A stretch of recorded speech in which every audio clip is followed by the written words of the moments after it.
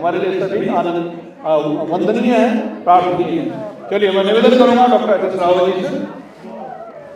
बहुत बहुत धन्यवाद पांडे जी। ओम सूर्य सौर्यम थेन्देरोच पदवीं सन्मंगलम मंगलः सद्बुद्धिं च बुद्धो गुरस्य गुरुतां शुक्रः सुखं सन्नः शनिः राहु बाहु बलं करोति सततमः केतु कुलस्य उन्नतिं। ओम नवग्रह देवताभ्यो नमः।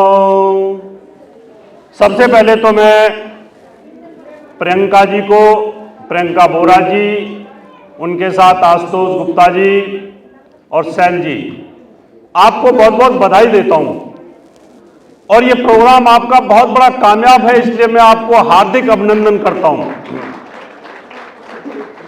मुझे उम्मीद नहीं थी कि आप इतना सफल प्रोग्राम आयोजित कर पाएंगे, क्योंकि पहला प्रोग्राम है और पहले प्रोग्राम में तो शादी में भी गलतियां होती हैं, वहां पर भी कुछ ना कुछ रह जाता है। लेकिन आप लोगों ने कमाल कर दिया। विरोध के बाद, और विरोध किस तरह का कि वहां प्रोग्राम में नहीं जाना।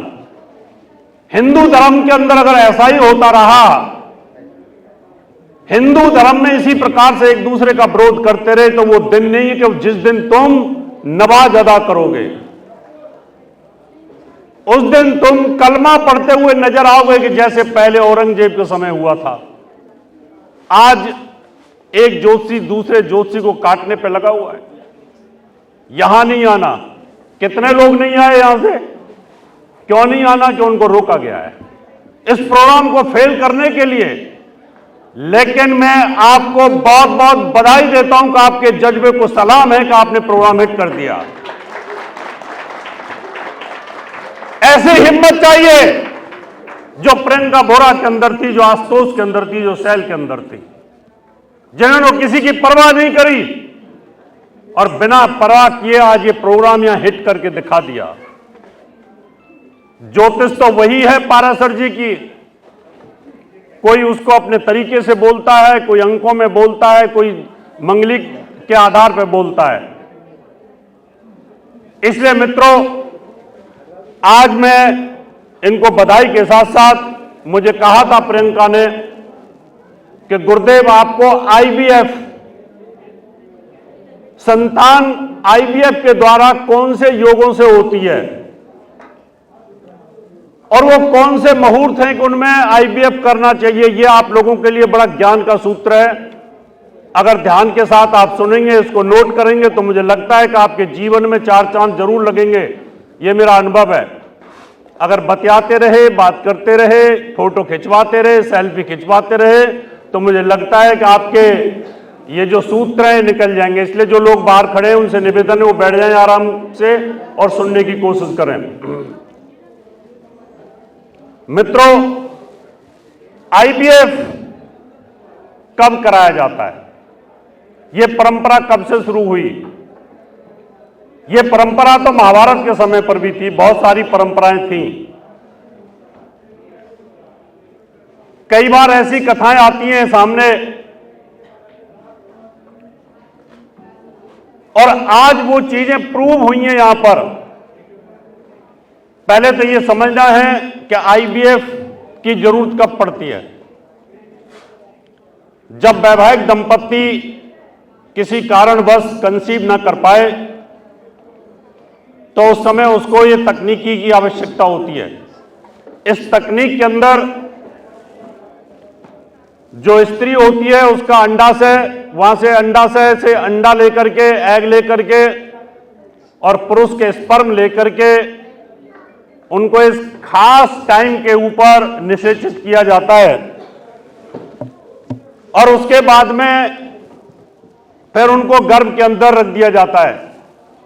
अब ये जो प्रक्रिया है ये ज्योतिषी के हवाले है। कितने लोग लाखों रुपए लगाते हैं लेकिन फिर भी कंसीव नहीं हो पाता, वो भ्रूण तैयार नहीं हो पाता है।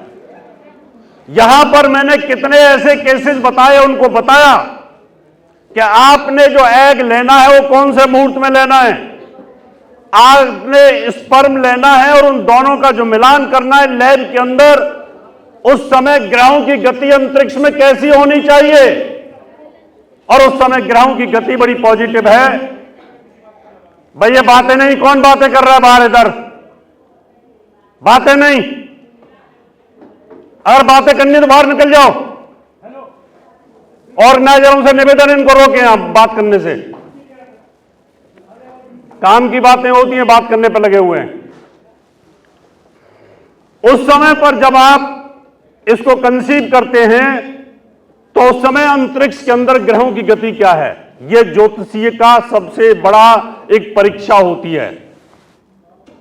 ज्योतिषी की सबसे बड़ी परीक्षा है कि ज्योतिषी ने मुहूर्त दिया कि आप इस समय गर्भ के अंदर, इस मुहूर्त के अंदर आप आईवीएफ करिए तो सक्सेस होगा। और वो हो गया, और 2 पुत्र हुए या 2 पुत्री हुई, तो आपकी वाहवाह होगी। डॉक्टर भी इस बात को अब मानने लगे हैं। डॉक्टर भी कहते हैं कि राहु काल को छोड़ करके हम ये निषेचन क्रिया नहीं करेंगे, ये फर्टिलाइजेशन नहीं करेंगे। डॉक्टर भी इस बात को कहते हैं। मित्रों, अब आपको ये देखना है कि स्त्री के गर्भाशय से एग लेना है। एग ले लिया और पुरुष का स्पर्म ले लिया। लेने के बाद उनको 2 से 5 दिन तक उसका भ्रूण बनाना होता है लैब के अंदर।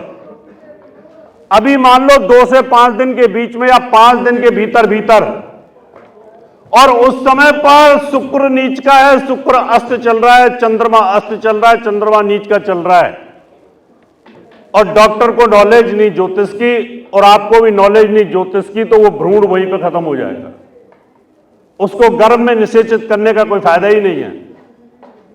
अगर आपने उस समय पर ऐसा मुहूर्त दिया कि चंद्रमा उच्च का, शुक्र की पोजीशन बहुत अच्छी है, चंद्रमा 6, 8, 12 में नहीं है, चंद्रमा चौथे नहीं है, शुक्र भी 6, 8, 12 में नहीं है, बृहस्पति 6, 8, 12 में नहीं है, और आपने परफेक्ट टाइम दे दिया, तो यकीन मानिए आपकी वाहवाह हो जाएगी और एक ही बार में कम पैसों के अंदर आईवीएफ सक्सेस हो जाएगा। अब बात आती है, आज मैं आपको एक ऐसा सूत्र दे के जा रहा हूं, बहुत कम 99% ज्योतिषी नहीं जानते। अंतरिक्ष के अंदर एक ऐसी लगन निकालनी है आपको उस कंसीव करने के समय की कि जो भ्रूण तो तैयार कर लिया, और भ्रूण तैयार करने के बाद गर्भाशय के अंदर उसको इनपुट करना है, जिससे कि वो गर्भ में जाकर के खराब ना हो। अंतरिक्ष के अंदर ग्रहों की गति इतनी शानदार होनी चाहिए, उसकी एक लगन निकलती है, और उस लगन का निकालने का बेस्ट तरीका मैं आज आपको बताऊंगा। विंशोपक बल बोलते हैं उसको, यानी 9 की 9 ग्रह अंतरिक्ष के अंदर ऐसी जगह पर मूवमेंट में हो, कम से कम विंशोपक में 20 बल बोले जाते हैं, 20 में से 10 बल होने चाहिए। अब वो 10 बल कैसे कैलकुलेट करोगे? ये विंशोपक बल जो लगन मुहूर्त जिसको बोलते हैं, ये आप अपने गृह प्रवेश में भी यूज कर सकते हैं। ये विवाह शादी के अंदर इसका इस्तेमाल होता है। आप कोई भी फैक्ट्री शुरू करते हैं, दुकान शुरू करते हैं, उस लगन के अंदर 10 से ज्यादा बल निकल जाएं, अंतरिक्ष के अंदर ग्रह ऐसी जगह पर घूम रहे हो, ऐसे नक्षत्रों पर घूम रहे हो, उस समय पर इसका इस्तेमाल करना चाहिए। ये ध्यान रख लीजिएगा, जब आप ये मुहूर्त देते हो उस समय पर नपुंसक नक्षत्र नहीं होना चाहिए।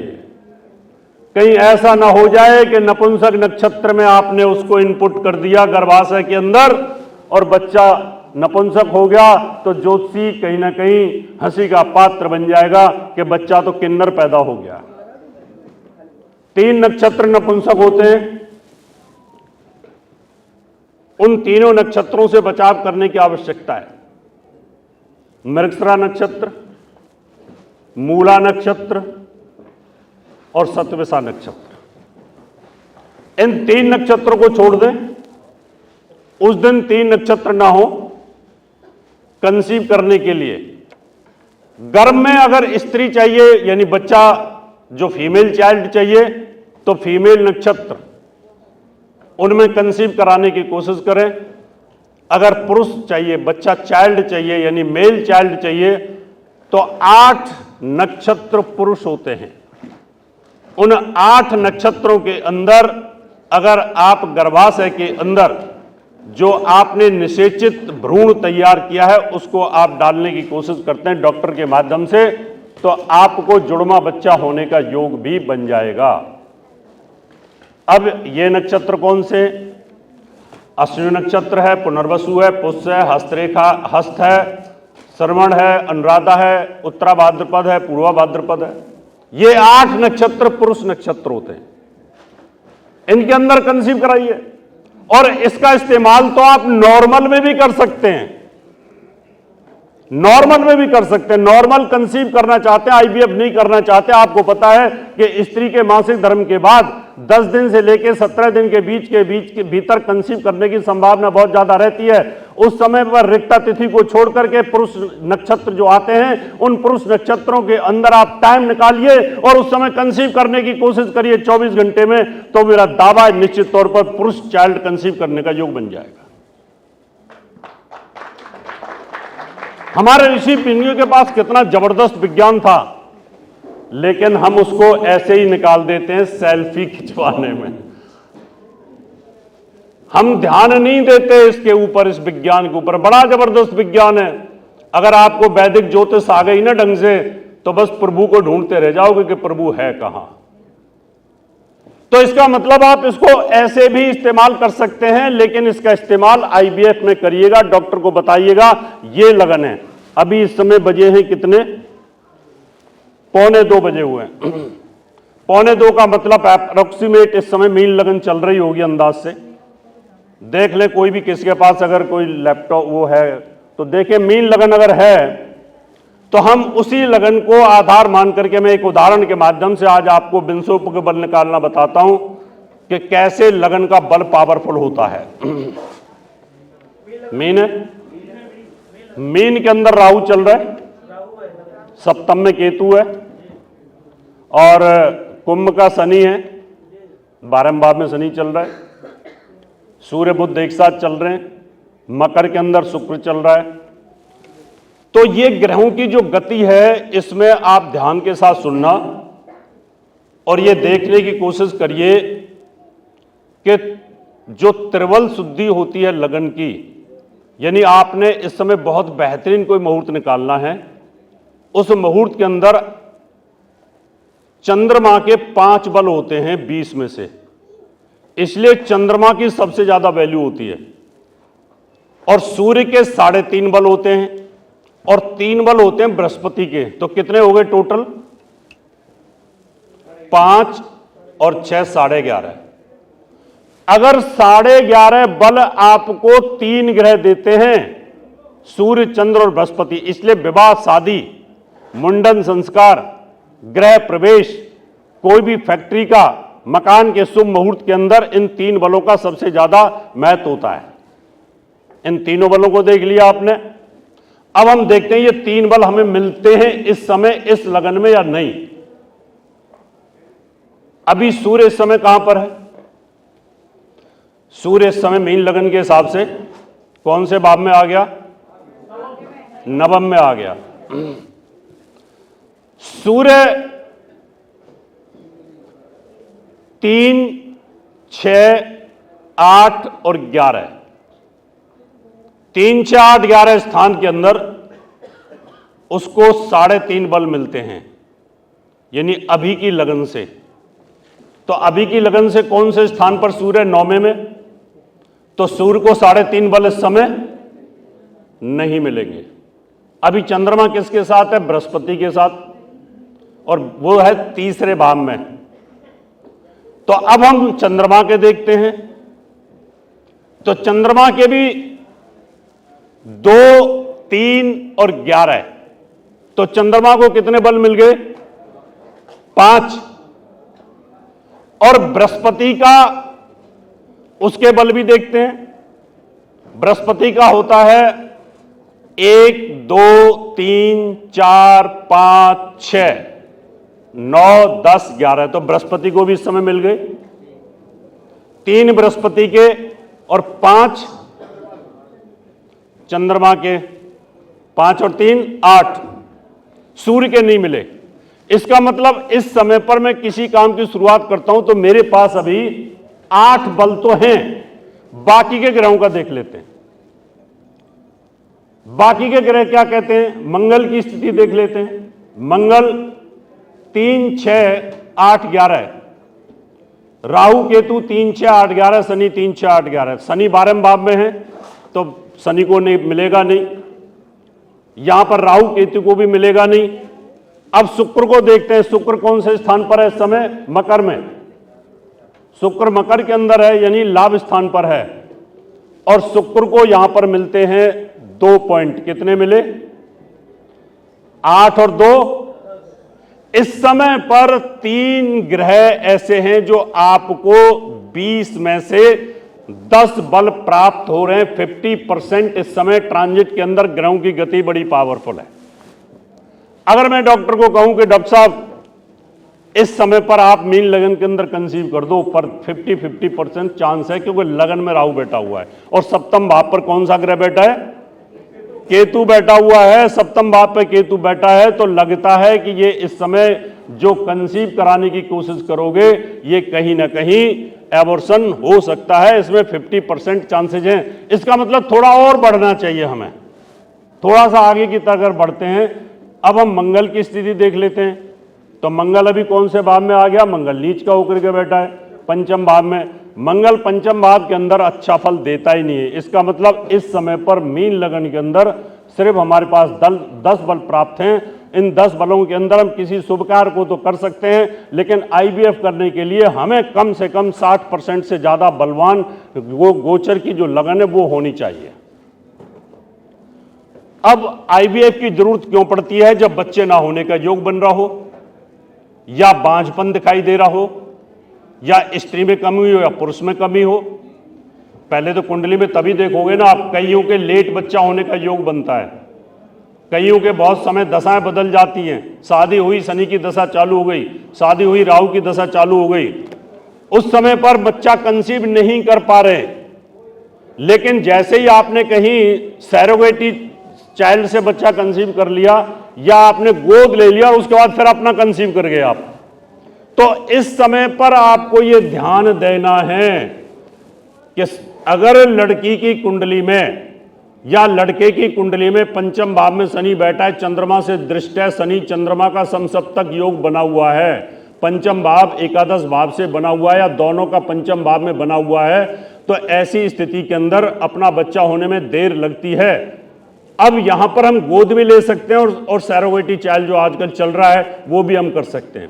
सेम प्रोसीजर आपको सैरोगेटेड बच्चों के अंदर भी अपनाना पड़ेगा जिस प्रकार से आईवीएफ में अपनाना पड़ता है। क्यों?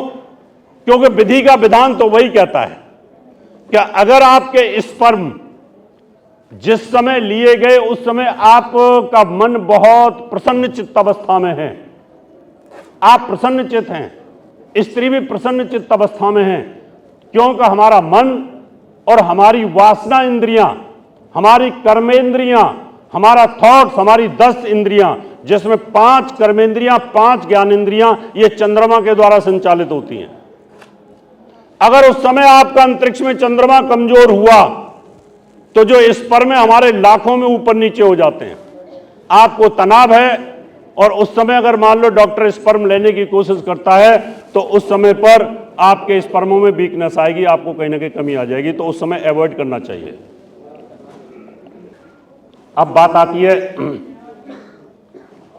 क्या आपने लगन सेट कर ली, अभी मीन लगन में 10 आ रहे हैं, इस लगन को चेंज कर दो, मेष लगन करके देखो, फिर वृष लगन करके देखो, फिर कन्या लगन करके देखो, ऐसे लगने बदल दो।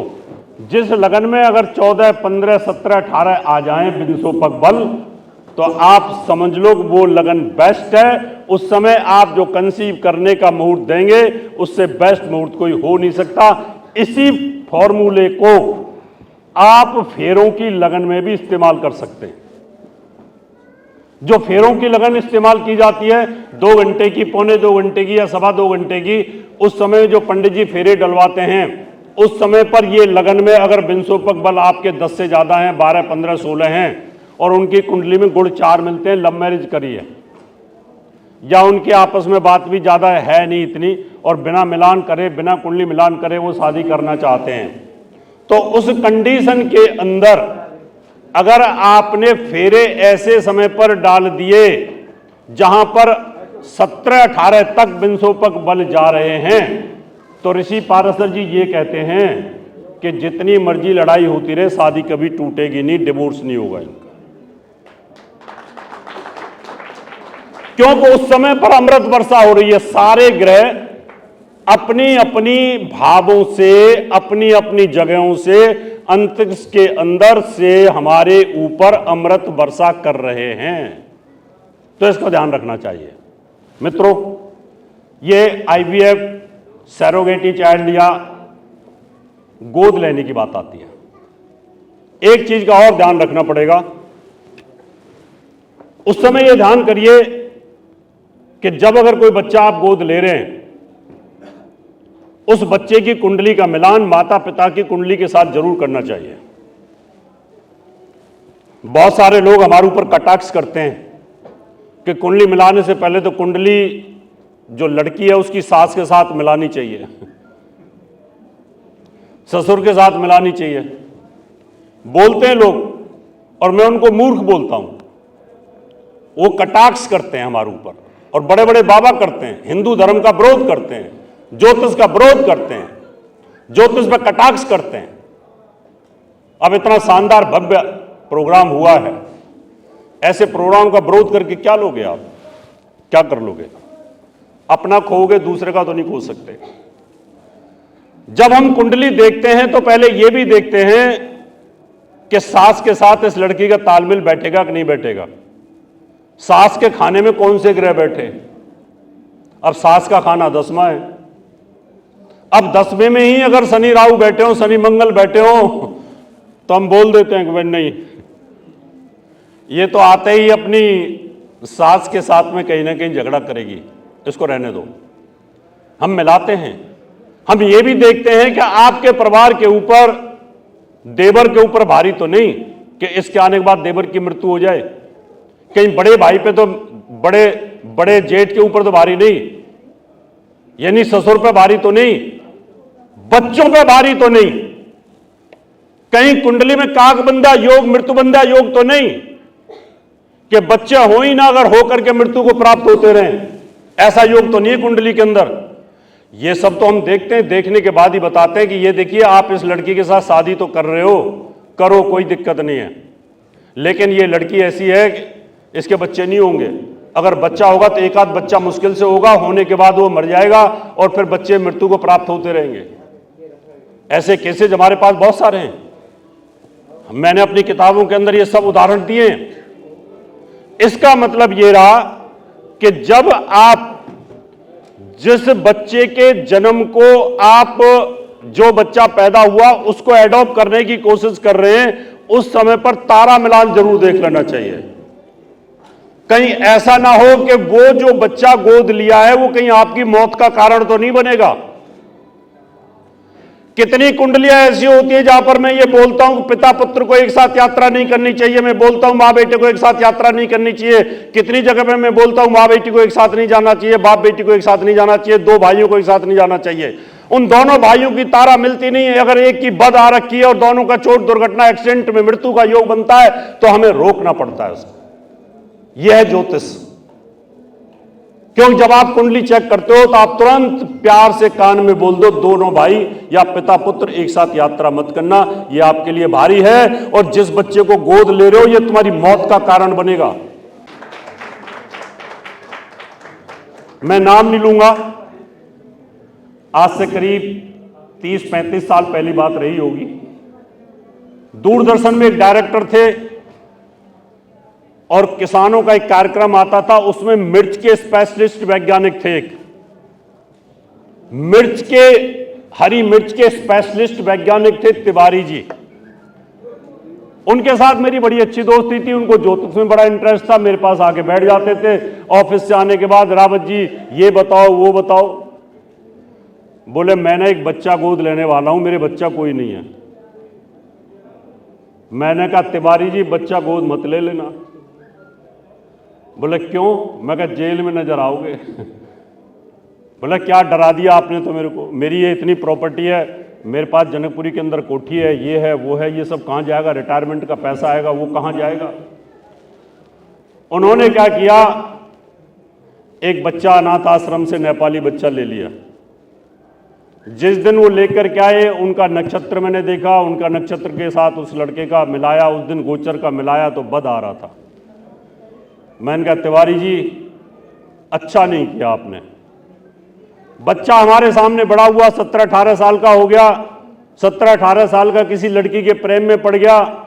उस लड़की का किसी दूसरे के साथ दोस्ती थी। दो दोस्तों के बीच में एक लड़की का अफेयर था, ट्रायंगल फिल्मों वाला चल रहा था। उस नेपाली ने उस लड़के का मर्डर करके नाले में लाश फेंक दी। अब वो लड़का जो गोद लिया गया था वो तो जेल चला गया। अब तिवारी जी को भी इंक्वायरी होनी शुरू हो गई और तिवारी जी को भी पुलिस उठा के ले गई। और उसके बाद तिवारी जी ने दम तोड़ दिया, उनको हार्ट अटैक हो गया।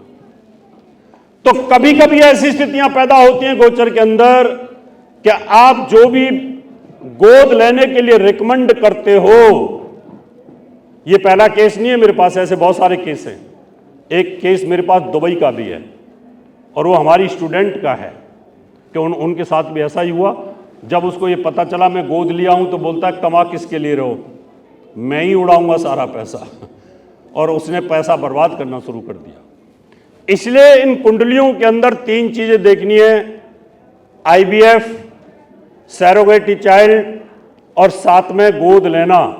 इनमें आप अपने नक्षत्र का मिलान उस समय गोचर के साथ भी करिएगा और जब कुंडली बाहर आए, बच्चे बाहर आए, उस समय डिलीवरी के समय पर भी ये ध्यान करना है कि जो बच्चा जिस नक्षत्र में पैदा हो रहा है उस नक्षत्र के साथ मां या पिता के साथ उसका कोई बद का योग तो नहीं आ रहा, उसके साथ कहीं शत्रु वाला योग तो नहीं आ रहा, कहीं ऐसी परिस्थिति तो पैदा नहीं होने वाली है कि इसके पैदा होने के बाद माता पिता में से किसी एक की मृत्यु का योग बन जाए। ये ध्यान रखना पड़ेगा। ये 3 चीजें मैंने आज आपको बताई।